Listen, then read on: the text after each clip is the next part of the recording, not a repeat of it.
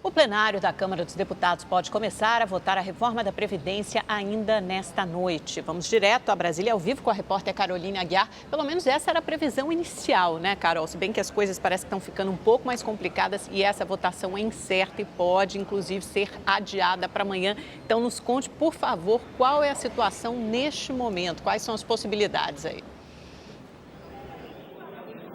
Boa noite, Amanda. Boa noite, Mauro. Bom, exatamente, a situação é muito incerta. Antes era dada como definida, como certa, a votação, pelo menos, do texto base hoje, essa noite, madrugada, porque a gente sabe que essa sessão vai demorar muito.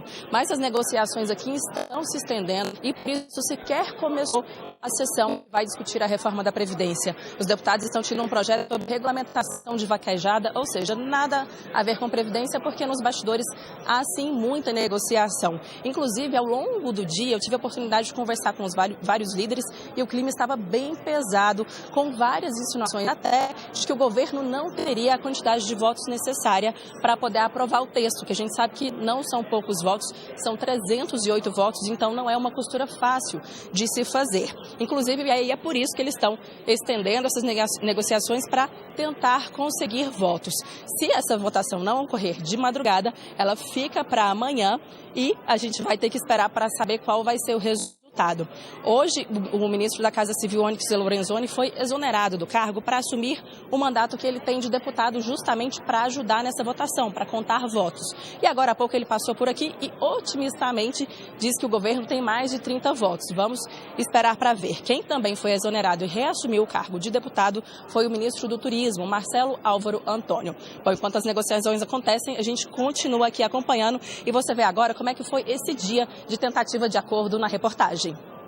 As tentativas de acordo para uma votação menos demorada começaram logo cedo. O presidente da Câmara, Rodrigo Maia, chegou a oferecer para a oposição a possibilidade de fazer a sessão de hoje apenas para discussão e começar a votação só amanhã. Mas eles não aceitaram e decidiram manter o kit obstrução. Nós entendemos que, ao fazer obstrução, nós obrigaremos a presença no plenário dos deputados, em princípio, favoráveis à proposta de emenda à Constituição, e com isso nós poderemos convencê-los a votar contra essa proposta que nós consideramos muito prejudicial para o povo brasileiro. O governo também tentou encurtar a votação ao negociar com partidos aliados para que eles não apresentassem sugestões de mudanças no texto, os chamados destaques. Mas também não deu certo e nos bastidores já se fala em levar a votação até sábado. Mesmo assim, o presidente Jair Bolsonaro disse confiar na conclusão ainda esta semana. Como é uma proposta de emenda à Constituição, a reforma da Previdência precisa passar por 2 votações no plenário. Rodrigo Maia é o nosso general dentro da Câmara agora para aprovar com toda certeza, antes do recesso, os 2 turnos dessa nova Previdência. Maia preferiu a cautela e garantiu apenas a votação em primeiro turno. Eu acho que para o parlamento o ideal é que a gente consiga acabar essa semana, apesar de ser uma análise otimista da minha parte, acabar tudo essa semana. Mas o importante é que a gente tenha uma boa chance de vencer, com certeza, vencer com muita chance o primeiro turno ainda nessa semana que começa hoje aqui na Câmara. Ao longo do dia também houve negociações em torno da proposta. O Partido Novo decidiu apresentar um destaque para tentar reincluir os estados e municípios no texto. Estados e municípios não tem como ficar fora. Estados e municípios é a mesma coisa que você de repente está doente, vai fazer uma operação, opera meio, deixa um pouquinho lá. Não dá. Nos bastidores, muito se tentou um acordo para que as regras de aposentadoria para policiais federais e rodoviários federais sejam mais brandas. Mas até o fim da tarde, não havia acordo entre governo e Centrão para que esse destaque fosse apresentado. A sugestão pode rachar a bancada do PSL, partido do presidente Jair Bolsonaro, já que muitos foram eleitos com a ajuda dos profissionais da segurança pública. A única mudança admitida pelo governo foi de alguns acertos na situação das mulheres e das professoras. Em relação às mulheres, está tendo algumas conversas entre a nossa equipe econômica e a bancada feminina para fazer alguns ajustes, mas não é nada que tenha um grande impacto. Para garantir apoio, o governo vem liberando recursos via emendas parlamentares desde o início de julho. O dinheiro vai direto para as bases eleitorais pela indicação dos deputados e, por isso, é uma moeda de negociação importante. Só de ontem para cá, o Planalto liberou mais de R$1 bilhão para projetos projetos voltados à saúde. A oposição acusa o governo de compra de votos e disse que vai denunciar Bolsonaro à Procuradoria-Geral da República por crime de improbidade administrativa. Além disso, vai pedir ao Supremo Tribunal Federal a suspensão da liberação do dinheiro. O governo Bolsonaro, de maneira escandalosa, aqui está o Diário Oficial da União, autorizou o empenho de valores da ordem de R$1 bilhão. Além da irresponsabilidade administrativa, porque tem municípios aqui que recebem 3, 4 vezes o mesmo crédito,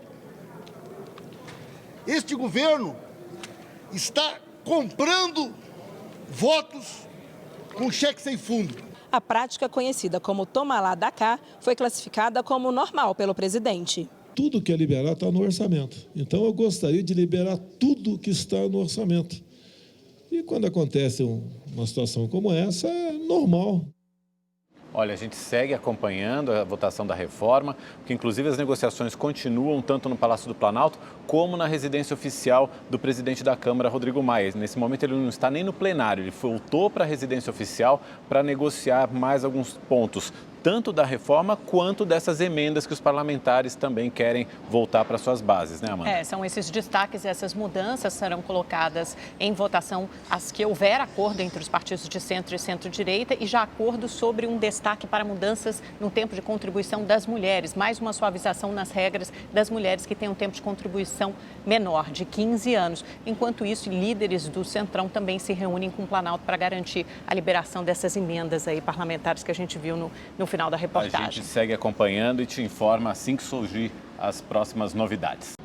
E a gente volta a falar da reforma da Previdência, expectativa de votação hoje na Câmara dos Deputados. A repórter Carolina Aguiar está lá na Câmara e tem as últimas informações sobre as negociações para essa votação, que pode acontecer nessa madrugada ou pode acontecer amanhã. Carol, as suas informações, por favor.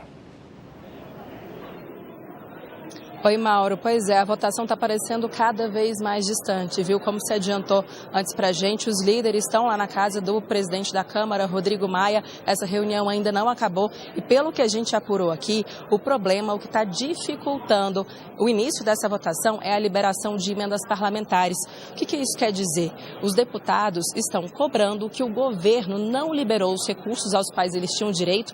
Essas emendas parlamentares são uma parcela do orçamento que tem a destinação decidida pelos parlamentares, ou seja, vai direto para a base eleitoral, para os parlamentares. Isso é muito importante e o que eles estão reclamando é que o governo não liberou o dinheiro prometido. Lembrando que desde o início de julho, o governo já vem acentuando essa liberação de emendas.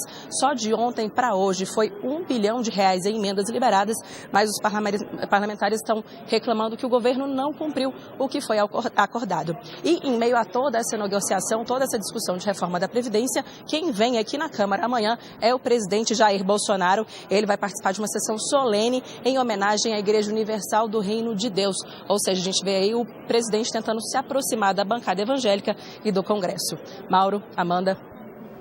Então tá certo, até segunda ordem a votação parece que está mais distante, como a Carol disse.